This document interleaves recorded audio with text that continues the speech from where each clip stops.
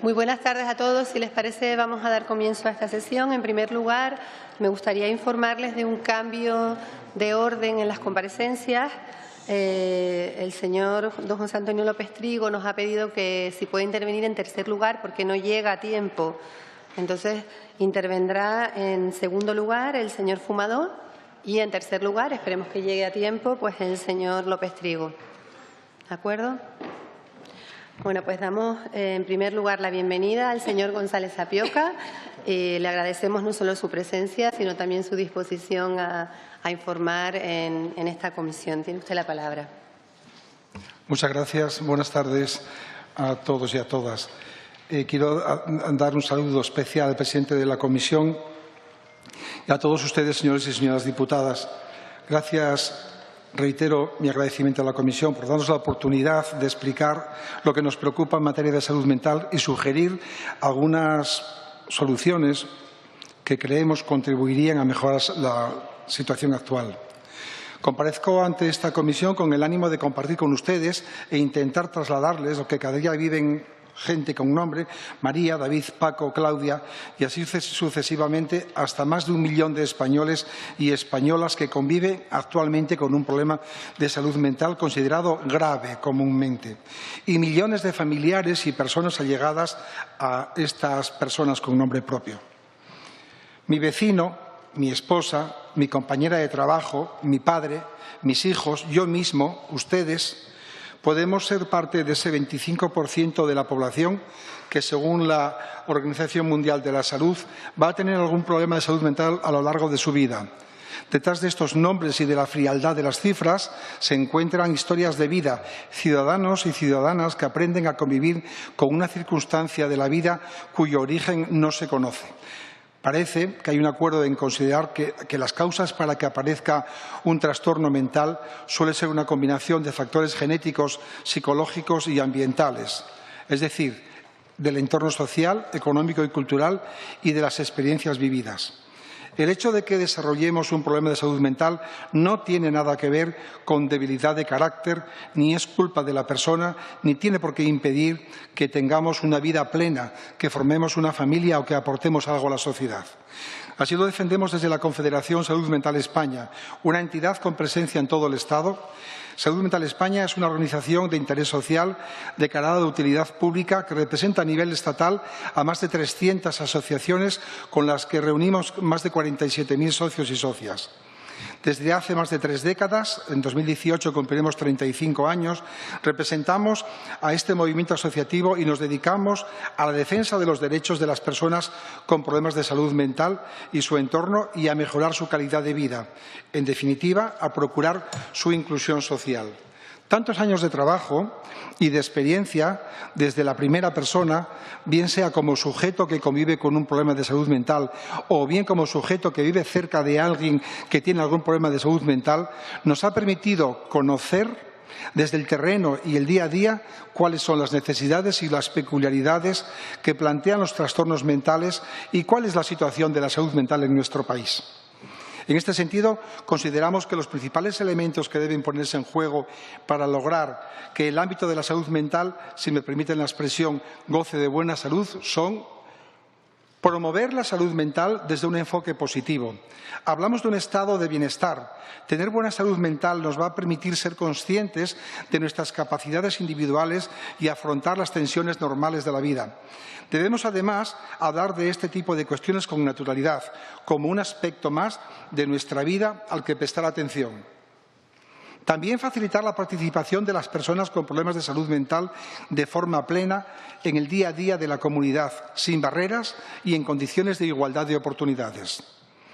También poner en marcha sistemas de apoyo para la participación e inclusión en el ámbito de la vivienda, del ocio, de las actividades de la vida diaria y, sobre todo, del empleo.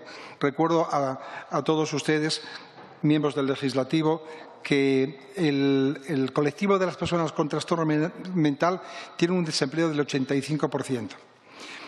También garantizar el reconocimiento y el ejercicio de los derechos. Podemos caer en la tentación de considerar que en nuestro país la situación de la atención y promoción de la salud mental es muy buena, incluso que es excelente.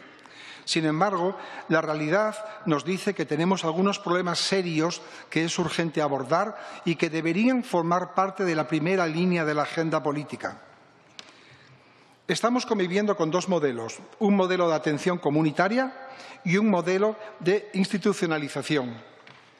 En relación al ritmo de implantación y nivel de desarrollo del modelo comunitario, existen enormes desigualdades entre las diferentes comunidades autónomas e incluso entre las ciudades y las zonas rurales de una misma región y en barrios de una misma ciudad.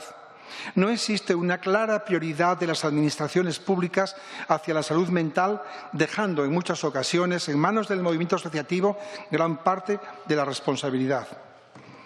La ausencia o dificultades muy serias en la coordinación sociosanitaria, la duplicidad y discontinuidad de sistemas, así como la ausencia de una visión integral en las intervenciones adaptadas a las necesidades específicas que se producen en cada momento.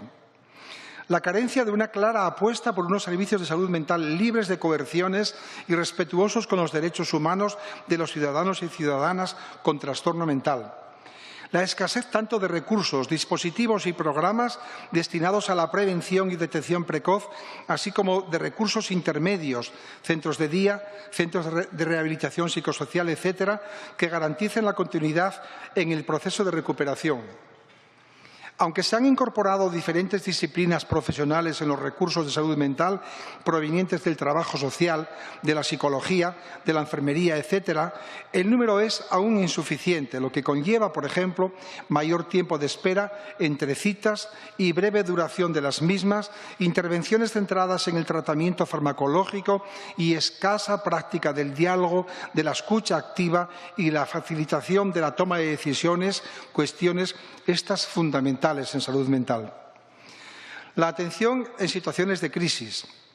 En muchas ocasiones, en este tipo de intervenciones, se practican contenciones y se siguen vulnerando los derechos en general por falta de sensibilización y de formación específica, recursos inadecuados e insuficientes, escaso conocimiento de los derechos y, sobre todo, también determinadas actitudes. Existe una escasa formación y sensibilización de profesionales de la atención primaria que no suelen informar por desconocimiento de los diferentes recursos comunitarios que hay, incluidos nosotros, las asociaciones que somos una mano de la Administración. No se facilita la plena participación y la capacidad de decisión y autonomía de las personas. Menos de un 7% de personas con trastorno mental participa en su plan individualizado de atención y solo un 8,2% participa activamente en la toma de decisiones sobre su tratamiento farmacológico. Hay un escaso desarrollo de políticas enfocadas a la promoción de la autonomía y de la vida independiente. Hay también una escasa conciencia social sobre el impacto de la salud mental en el bienestar y la vida de las personas. Como manifestaba al principio, además de fotografiar someramente la situación desde nuestro punto de vista, vengo a exponer algunas ideas que creemos que pueden ser soluciones con las que tratar de abordar los problemas urgentes que acabo de enumerar. Lo primero sería concebir la atención desde la óptica y absoluto respeto de los derechos humanos y desde la ausencia de coerción y defensa de la dignidad de las personas.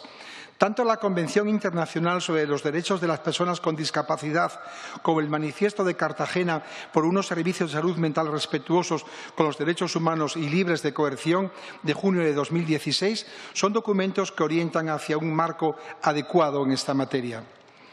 Apostar firmemente por el modelo comunitario y por el desarrollo de políticas y actuaciones de promoción, prevención y atención temprana.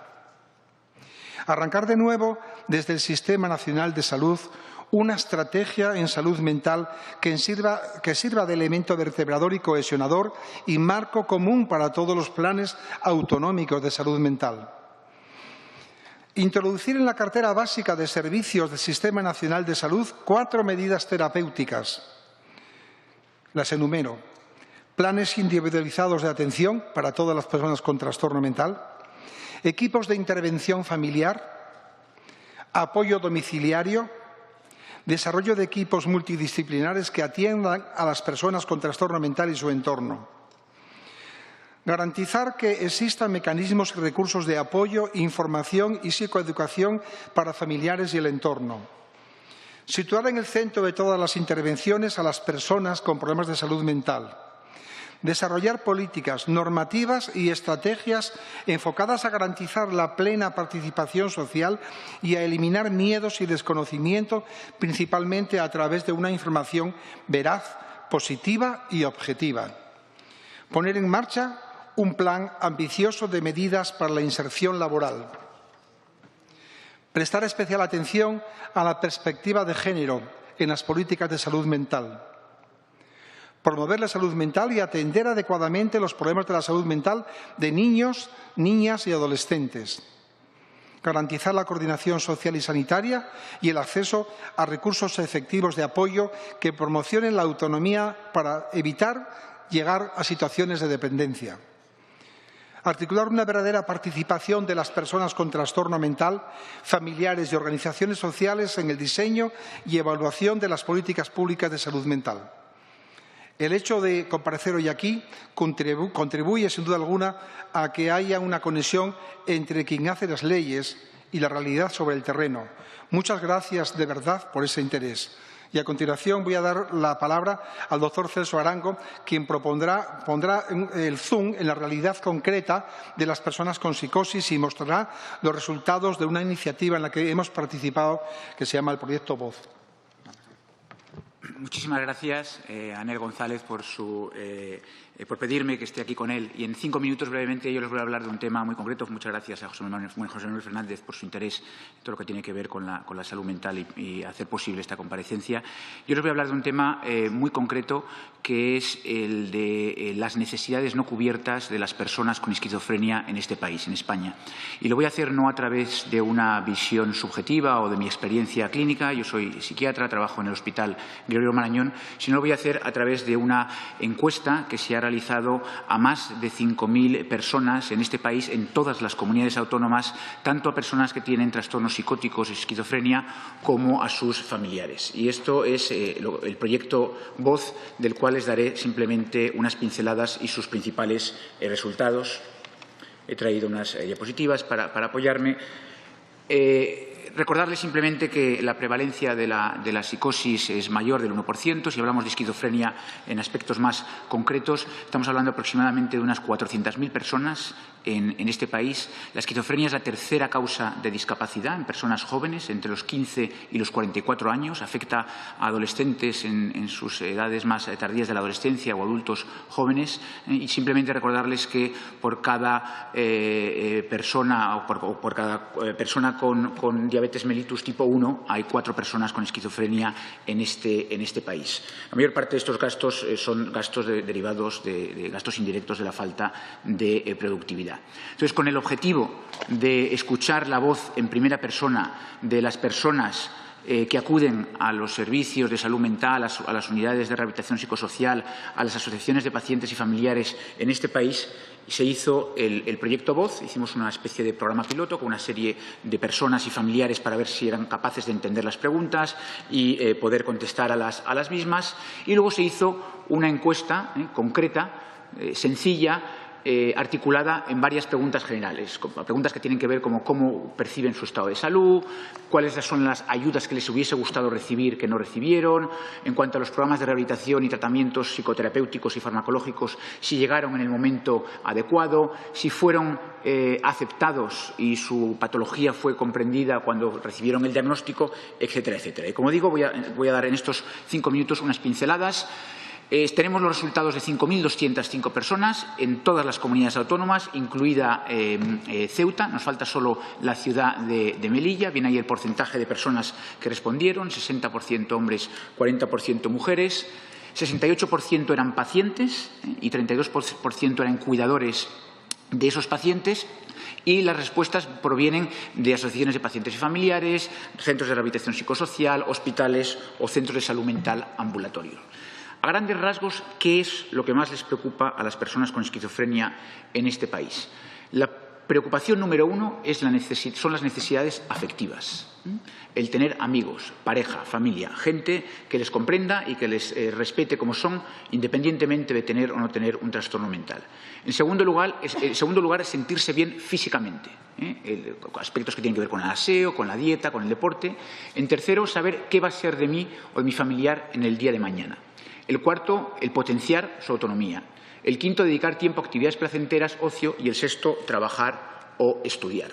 Entonces, por segmentos, voy a presentar ahora por segmentos de edad y sexo algunas diferencias.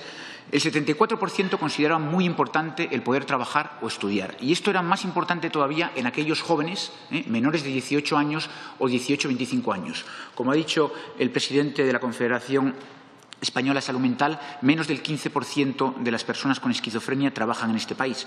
Las personas con esquizofrenia en este país no tienen una patología distinta a las personas con esquizofrenia de otros países europeos, donde el porcentaje de personas que trabajan es superior al 50% con políticas de integración laboral. En segundo lugar, el sentimiento de aceptación en el momento en el que aparece la enfermedad. 1 de cada 3 personas no se siente aceptada en el momento en que aparece la enfermedad. Y hay un rechazo generalizado, sociedad, trabajo, ambiente académico, y sienten ese rechazo como algo realmente importante. Otro aspecto que tienen muy en cuenta es el de la salud física. Miren, las personas con esquizofrenia viven 20 años menos que la población general. En el momento en que una persona recibe ese diagnóstico, su esperanza de vida se reduce de golpe en 20 años, por muy diversos motivos que podemos entrar a discutir. Pero lo que es cierto es que su salud física no está tan bien atendida como la salud física de otras personas que no tienen esa patología. Y aparece aquí por comunidades autónomas con diferencias importantes en esa percepción de la salud física dependiendo de la comunidad autónoma. Lo que sí hemos visto es que los usuarios de asociaciones y de recursos públicos de rehabilitación psicosocial tienen una experiencia subjetiva mejor que aquellos que no atienden o que no forman parte de asociaciones de pacientes o de familiares. Otro aspecto fundamental para más de 1/3 de la población es que el tratamiento llegó y llegó tarde.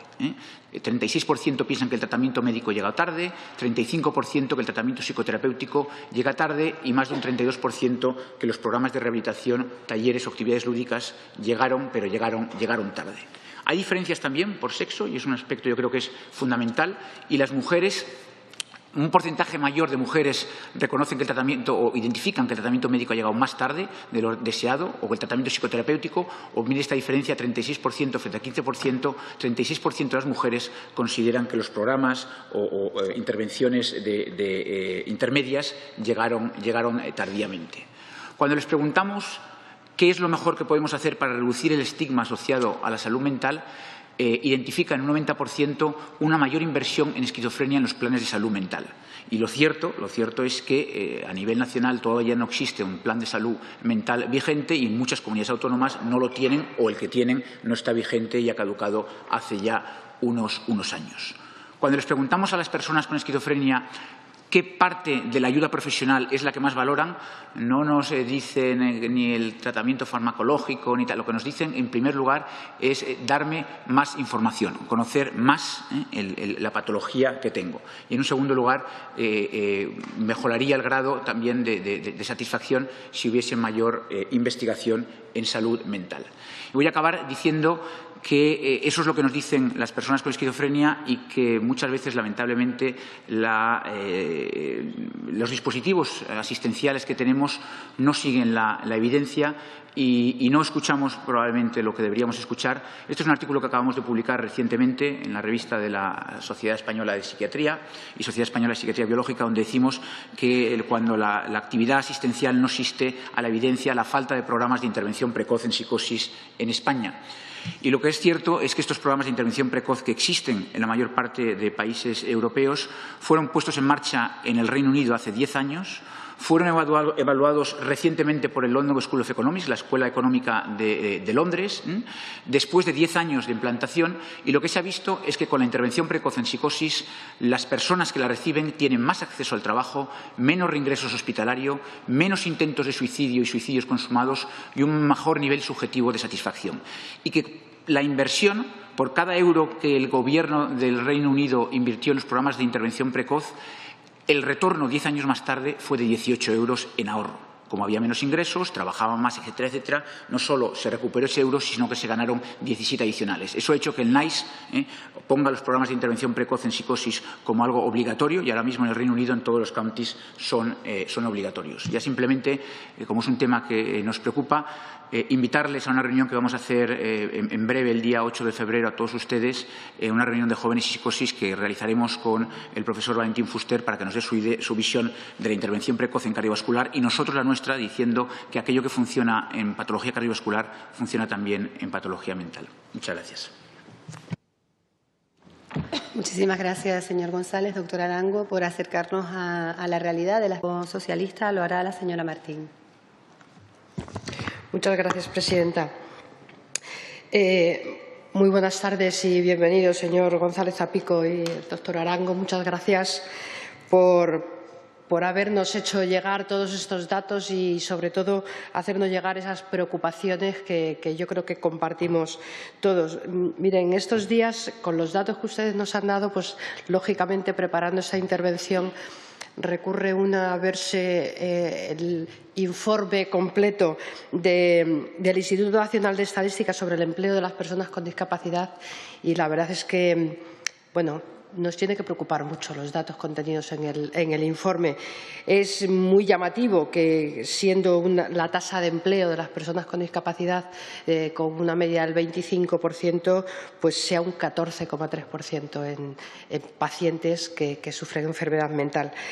Y la tasa de actividad de personas con discapacidad asociadas a enfermedades, a trastornos mentales, pues parece que ha bajado un poco con respecto al año anterior, pero todo lo contrario precisamente en estos casos. Los datos, como bien nos decía el señor González Zapico, son muy variables de una comunidad autónoma a otra. Si bien en Castilla-La Mancha hay una tasa de actividad del 43,3%, en Galicia es del 27,8%. Yo creo que son datos lo suficientemente elocuentes como para que no solo llamen nuestra atención, sino para que nos pongamos manos a la obra.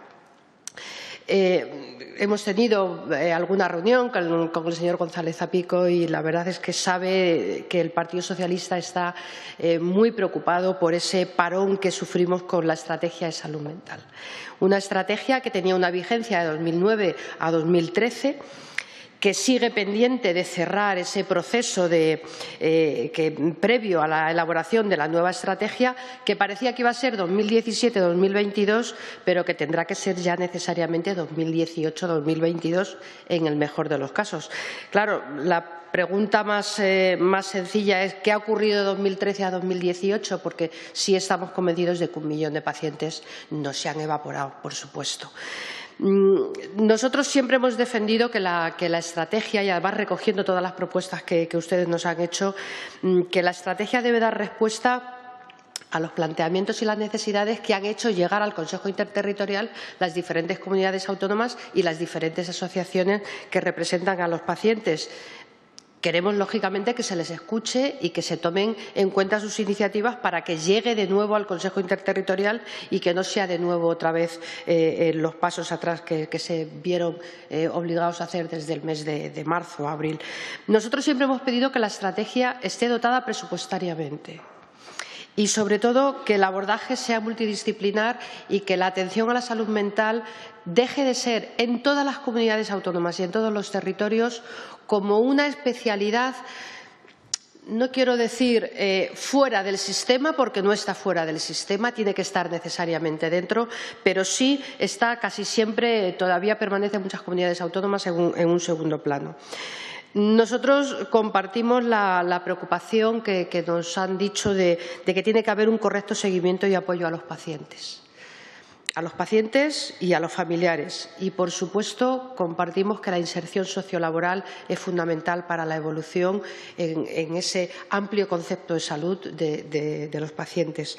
Y esa inserción sociolaboral, además, tiene que ser con todos los apoyos y con todos los acompañamientos que sean necesarios. Es cierto que una persona que cambia su actividad como paciente a tener una actividad laboral, su estado general mejora considerablemente. En algunas de nuestras intervenciones hemos insistido además mucho y en nuestras propuestas de que es necesario que haya campañas de sensibilización y de formación para los profesionales, para esa detección precoz, pero de sensibilización sobre todo para romper el estigma. Es algo en el que además estuvimos hablando muchísimo tiempo cuando nos vimos con el señor González Zapico, pero sobre todo de forma muy especial en los casos de psicosis y de esquizofrenia. Nosotros hemos insistido también mucho en esa detección precoz, que es imprescindible, y por eso hace muy pocos días, en el debate anterior en esta comisión, nuestro grupo hizo la propuesta del reconocimiento de una vez por todas, del reconocimiento de la especialidad de psiquiatría infanto-juvenil y bueno, apoyamos todos la propuesta y esperamos que todos los grupos hayamos hecho presión suficiente para que el Ministerio lo aborde de forma inmediata. Recogemos todas sus propuestas y muchas gracias por hacernos llegar este proyecto Voz. Compartimos, ya lo saben, el deseo de avanzar en la estrategia de salud mental y, desde luego, seguimos comprometidos en ser la voz de ustedes, la voz de los pacientes y la voz de los familiares en esta casa. Yo quiero hacerles solamente una pregunta muy sencilla que seguro que van a saber responder. ¿En cuántos profesionales estiman la necesidad de poder estar cubiertos en la atención a estas patologías? Seguro que lo tienen valorado, seguro que lo tienen más que definido y nos gustaría contar también con ese dato para argumentar mejor nuestras propuestas y nuestras peticiones en las diferentes iniciativas que salgan del Congreso hacia la labor ministerial que tiene que desarrollar la atención sanitaria. Muchas gracias, un saludo y de nuevo bienvenidos. Muchas gracias, señora Martín. Por el Grupo Mixto, la señora Sorlí.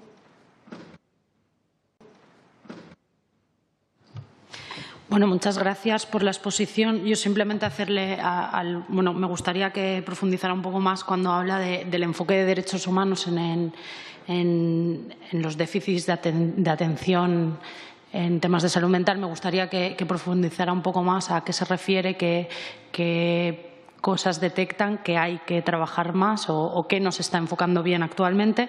Por otro lado, si pudiera también profundizar un poco más en cómo podemos hacer para mejorar esa conciencia social y ese conocimiento de los problemas de salud mental, y si tuviera datos o información de cómo está la situación en salud mental y sistema penitenciario, ya que es un espacio bastante abandonado y que creemos que es importante empezar a trabajar y que además actualmente está totalmente dejado de lado, como decía. Gracias.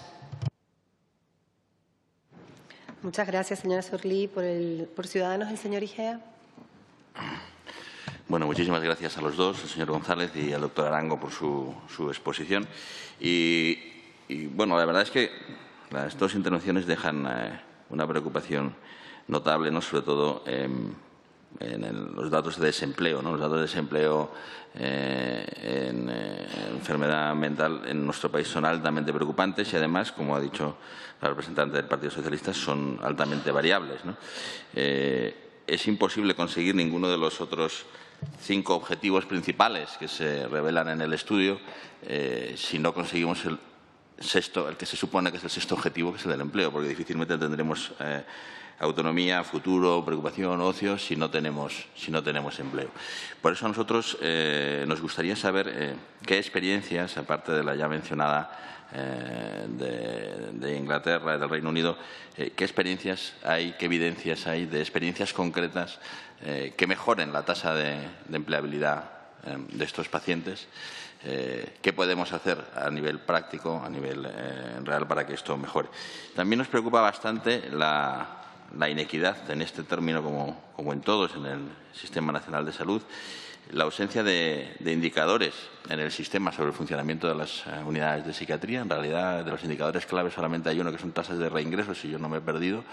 Las tasas de reingresos son absolutamente diferentes, van del 4 al 18%, es decir, se multiplican por más casi por 4 las tasas de reingresos en unidades psiquiátricas. Eso indica que hay también una dispersión que no se debería de sujetar por la variabilidad clínica, ¿no? ¿Qué indicadores creen que serían los más eficaces para incluirlos en el sistema de indicadores claves y cómo podemos luchar contra la variabilidad también en empleabilidad y en resultados clínicos? Y por último, y también muy preocupante, me preocupa mucho la pérdida de calidad en el resto de la asistencia sanitaria, esa pérdida de 20 años de vida, que no es poca cosa de esperanza media en los pacientes una vez diagnosticados. ¿Cuáles son los principales determinantes, los principales factores que a su juicio influyen en esta pérdida de esperanza de vida y qué podríamos hacer al respecto para intentar mejorarlo? Por lo demás, yo creo que si en la medicina siempre es preocupante la escasa práctica del diálogo entre el médico y el paciente, en este caso creo que es enteramente un desastre. Es decir, que en todas las especialidades de la medicina es un desastre, pero desde luego en la psiquiatría es un desastre. Y me gustaría saber si, en su opinión, se debe a presión asistencial o a falta de cultura o a falta de valoración objetiva de la calidad y cómo podríamos mejorar esta relación, midiendo también estos resultados de la calidad percibida por parte de los pacientes y que esto se tuviera en cuenta a la hora de evaluar los rendimientos de las unidades de psiquiatría. Por lo demás, nada más y bueno, muchísimas gracias a los dos por su excelente exposición. Gracias, señor Igea. Y ahora por el Grupo de Confederal Unidos Podemos, en Común Podem, en Marea, la señora. Gracias, señor Igea. Y ahora por el Grupo de Confederal Unidos Podemos, en Común Podem, en Marea, la señora Sibina. Muchas gracias, presidenta. En primer lugar, agradecerles hoy su presencia aquí y esta exposición.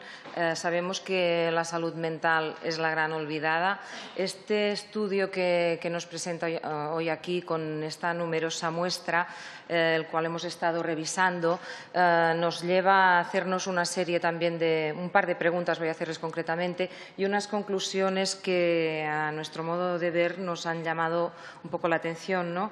Por ejemplo, que los resultados de este proyecto que indiquen que las personas con esquizofrenia y psicosis tienen las mismas necesidades vitales que cualquier otra persona y que actualmente en un 77% percibe que tiene poca o muy poca libertad y un 41,13%, por ejemplo, sienten que tienen muy poca libertad para tomar decisiones relevantes sobre su vida y que acompañar en la reconstrucción de una vida plena exige un enfoque y unos recursos humanos y temporales que vayan mucho más allá de la medicalización.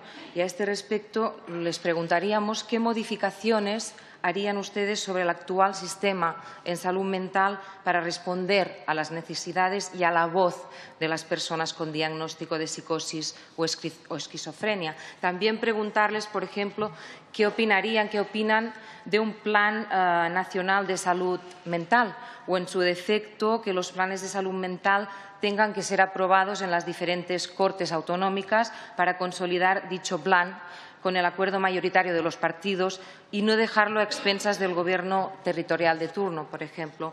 Y algunas conclusiones también, no sé si quizá en un próximo estudio o no sé si se tuvieran que haber hecho en esta muestra, dado que es tan importante y que es tan numerosa. Encuentro, por ejemplo, a faltar, están las variables demográficas tales como edad, sexo, comunidad autónoma y, en cambio, pienso que hubiera sido muy importante, por ejemplo, incluir la situación socioeconómica o, por ejemplo, el nivel de estudios, ¿no?, del paciente.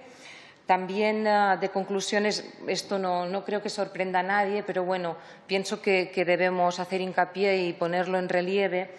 Que los cuidadores más afectados fundamentalmente sean mujeres. Por lo tanto, ratifica que siguen siendo las mujeres las que asumen el cuidado de los enfermos en general, ¿no? Y pienso que no debemos cansarnos de ponerlo sobre la mesa esto y hacer una reflexión al respecto. También otra conclusión o otro tema que nos ha llamado la atención cuando se describe que las personas se sienten mejor atendidas cuando es a partir de asociaciones o de la red de recursos públicos de rehabilitación, pensamos que sería importante definir en qué tramos de edad se atienden, porque si, por ejemplo, son las personas mayores las que se sienten peor, es quizá porque no hay apoyo y asistencia en estos tramos de edad. Al menos, no sé, consultando, hablo por la comunidad de donde vengo yo, de Cataluña, que no hay nada, solo medicación y descarga en atención primaria de salud del seguimiento de estos pacientes. Por último, también cuando describen a las personas afectadas que viven un promedio de 20 años menos, encuentro a faltar que no se describe las causas de mortalidad. Una de ellas, importante, intuyo, que es el suicidio y que no se menciona. Y nada más por nuestra parte. Muchas gracias. Gracias, señora Civina. Por el Grupo Popular tiene la palabra el señor Tremiño. Muchas gracias, presidenta. Gracias, querido presidente de Salud Mental España, querido Nel, por habernos expuesto hoy aquí las necesidades de las que he tomado buena nota de las personas con enfermedad mental. Quiero pedir disculpas porque estoy un poco afónico y tampoco… Eso yo creo que el que no esté al 100% en mi salud va a ser beneficioso porque voy a ser menos beligerante con lo que han dicho otros grupos en relación a las necesidades. Yo, querido Nel, no te voy a hacer ninguna pregunta, sino que voy a adquirir un compromiso del Partido Popular y del Gobierno por todos y cada uno de los puntos que has ido comentando aquí y que he tomado buena nota, querido Nel.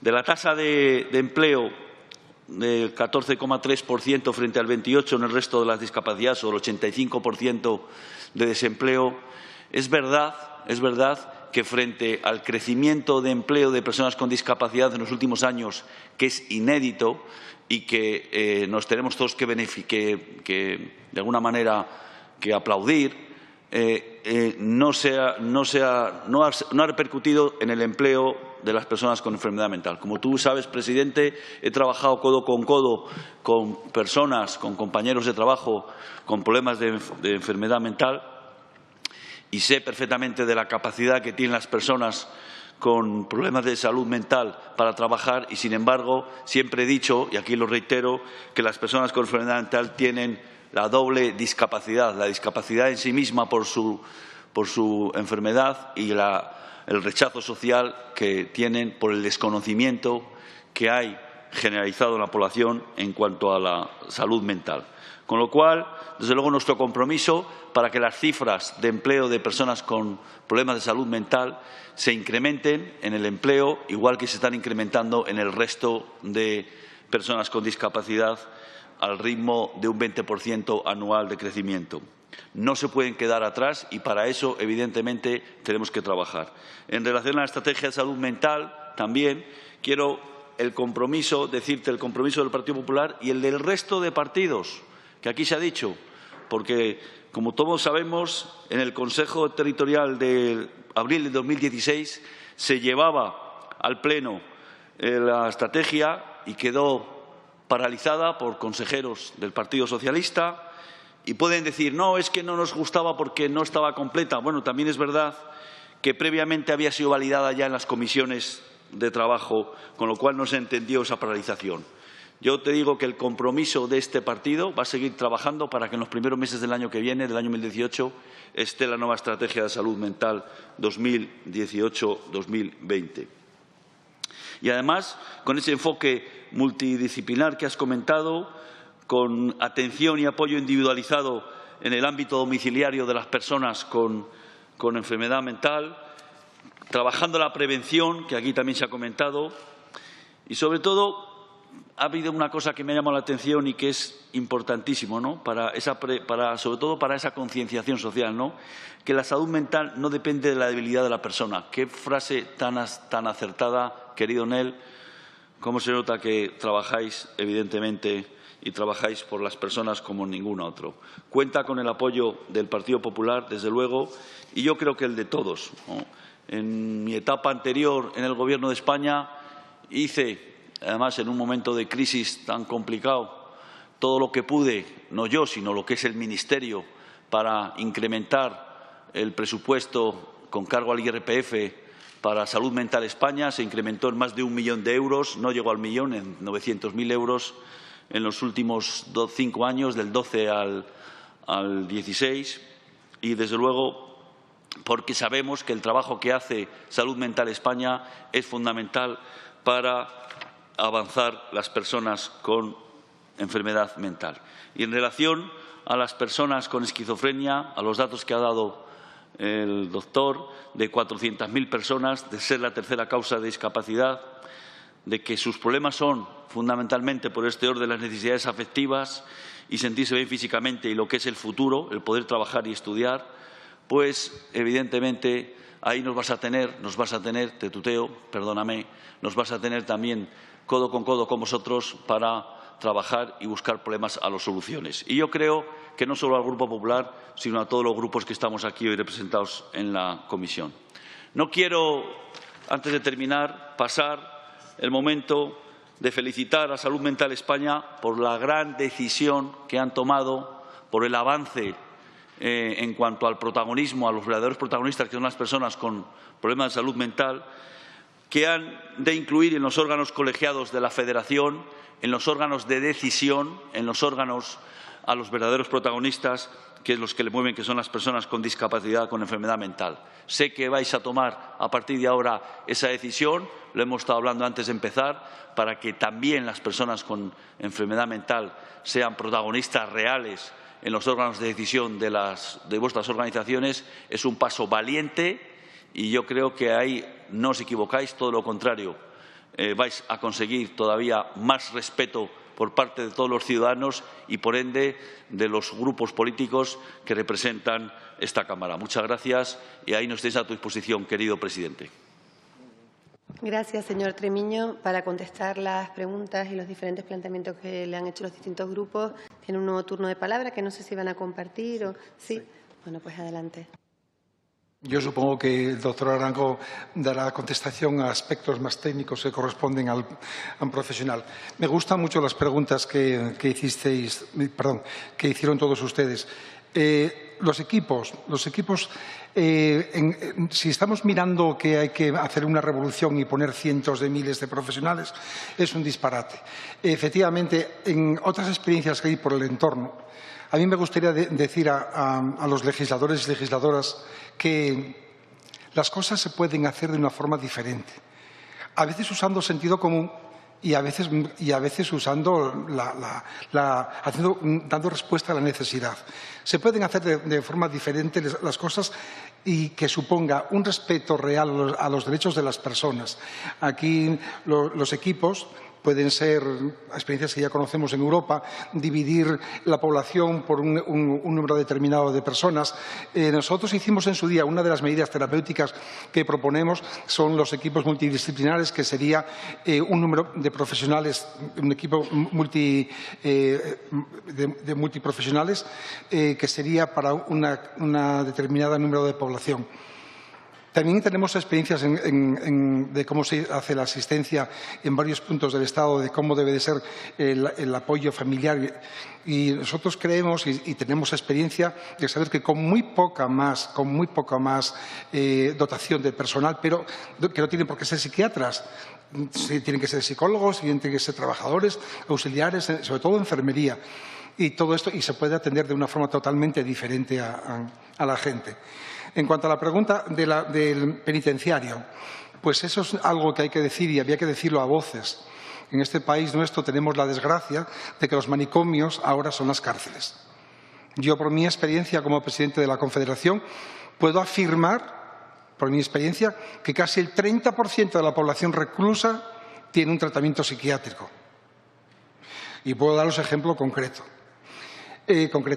Y esto no puede ser. Hay cantidad de situaciones que no están debidamente, adecuadamente enfocadas ni tratadas y la gente acaba en la prisión cuando en realidad una persona con un trastorno mental jamás debería estar en la cárcel.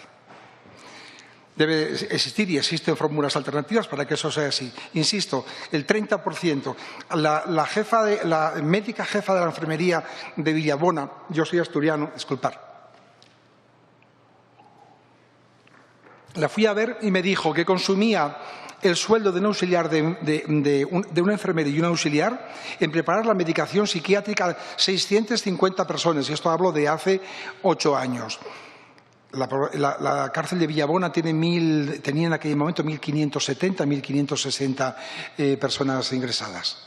Y si preparaba casi 600, tenía el 30% mínimo. Y se da en todas las prisiones.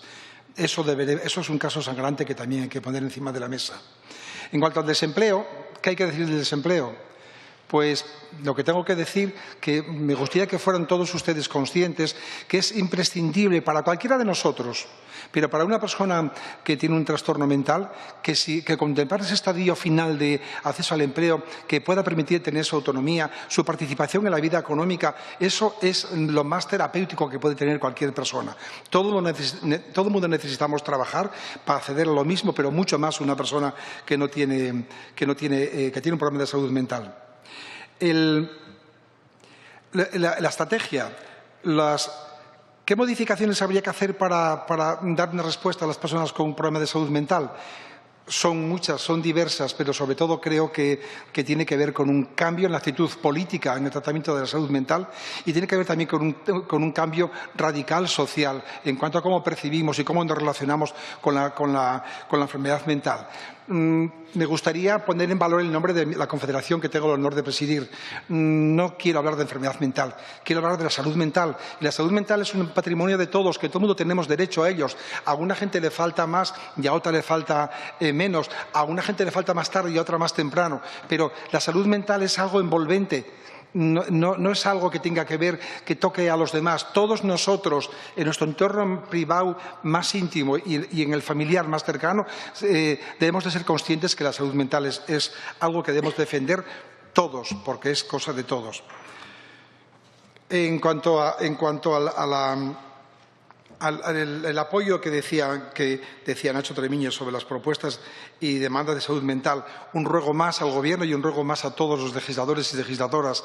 La salud mental debe de estar encima de la mesa, no solamente porque sea una cuestión de derechos humanos, que todo el mundo somos ciudadanos que tenemos derecho a la misma dignidad, sino porque es un importantísimo ahorro para las arcas del Estado. No podemos estar consintiendo que mientras una gente se deteriora y no tiene vida y es echada al margen, a la cuneta, estamos gastando el dinero de todos los ciudadanos. Eso es un argumento de peso que también debemos poner encima de la mesa. Muchas gracias. Añadir algunos aspectos. El primero en relación con las estrategias de salud mental. Yo creo que la mayor parte, seguro que digo que todas me equivocaría, pero la mayor parte de las estrategias, las que yo conozco de salud mental, pero sospecho que de otras patologías también, son cantos de sirena, ¿no? ¿Y cuánta gente conoce qué porcentaje de los indicadores de la estrategia previa se cumplieron o no se cumplieron? Yo lo he hecho, lo tengo, pongo el tic y así ya digo que tengo una estrategia. No puedo estar más de acuerdo con usted cuando dice que debería ir acompañada de un presupuesto para poder implementar la estrategia, porque si no, todavía más posibilidad hay que sean cantos de sirena. Y son muchas veces estrategias que tienen que ver con aspectos no siempre técnicos, no siempre técnicos, sino incluso con aspectos políticos. Y no voy a hablar de la Estrategia Nacional de Salud Mental, sino por distintas comunidades autónomas, ¿no?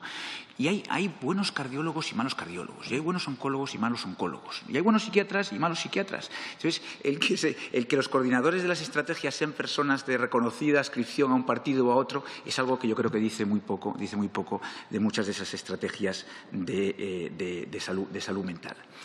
En cuanto al tema de la psiquiatría infanto-juvenil, pues no puedo estar yo más de acuerdo. Además, quiero agradecer aquí al doctor Igea, que desde hace ya un tiempo ha manifestado un interés importante en el tema de la especialidad, que es una de las asignaturas pendientes de este país. El no tener la especialidad de psiquiatría infanto-juvenil, que la tuvimos en el año 2014, pero como se anuló el Real Decreto de la troncalidad, apareció y desapareció como el Guadiana. Me consta que en el Ministerio de Sanidad están trabajando arduamente para volver a sacarla adelante, pero yo creo que debería salir mejor antes que más tarde. Porque al final lo que está pasando es que los médicos internos de residentes, los MIRES de psiquiatría, con 4 meses de formación, salen al mercado laboral, salen a trabajar y tienen que llevar consultas de patología infantojuvenil muy complicadas. Y 4 meses de formación, créanme que no es suficiente, no es lo suficiente para ningún país europeo de nuestro entorno, ni ningún país avanzado, y tampoco lo es en España. Con lo cual yo espero que, además, cuanto antes salga de nuevo esa especialidad de psiquiatría del niño y del adolescente. Y nos preguntaba por números concretos de ratio de profesionales por personas, por habitantes. Y le voy a dar los datos concretos que tuvimos ocasión de publicar el libro blanco de la especialidad de psiquiatría de niño y adolescente recientemente, en finales del año 2014, donde los ratios que se recomiendan son de 14,5 profesionales de la psiquiatría y un número algo superior de los psicólogos clínicos por cada 100.000 habitantes para ese segmento de población, en este caso población infantojuvenil.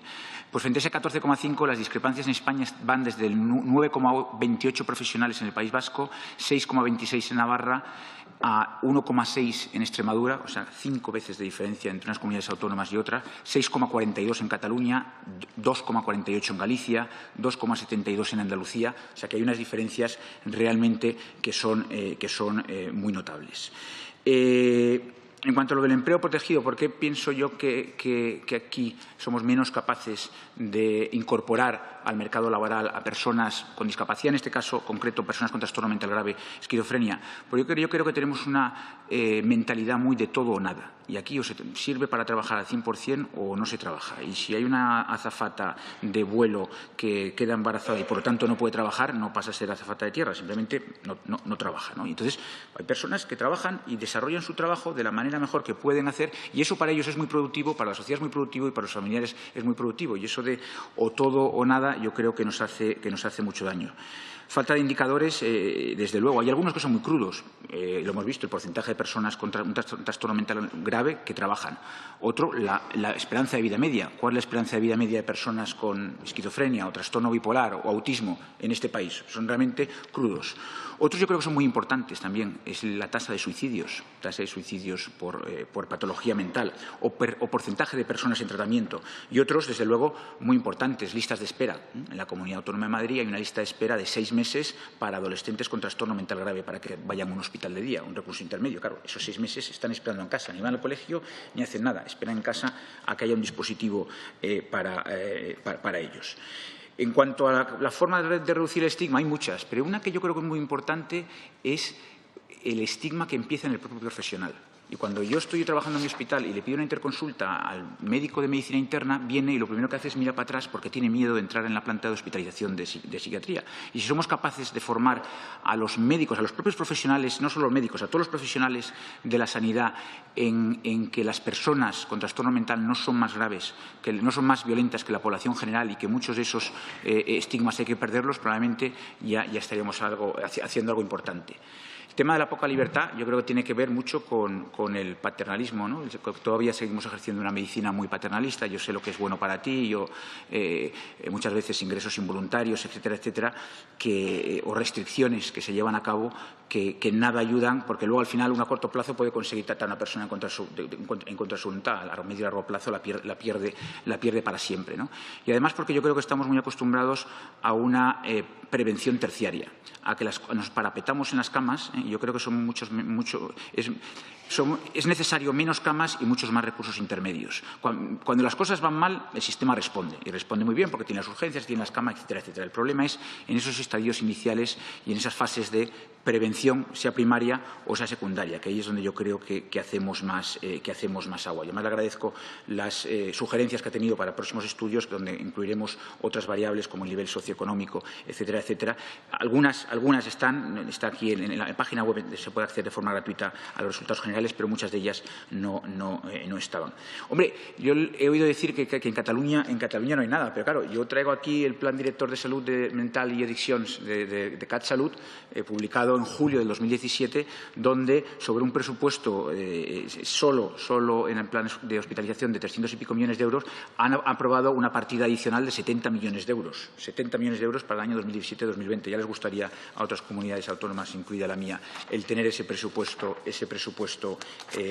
adicional, ¿no? Y agradecer al señor Triviño la ayuda que dice que va a prestar a las sociedades científicas y, en concreto, al mejor entendimiento de qué es lo que le pasa a las personas con esquizofrenia. Muchas gracias.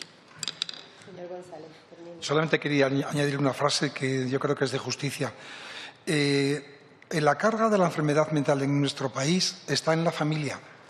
Y contestando lo que decía la señora diputada, y esa carga familiar la lleva fundamentalmente las mujeres, madres y hermanas, fundamentalmente las madres. Es de justicia que se diga cómo se están haciendo las cosas. Gracias.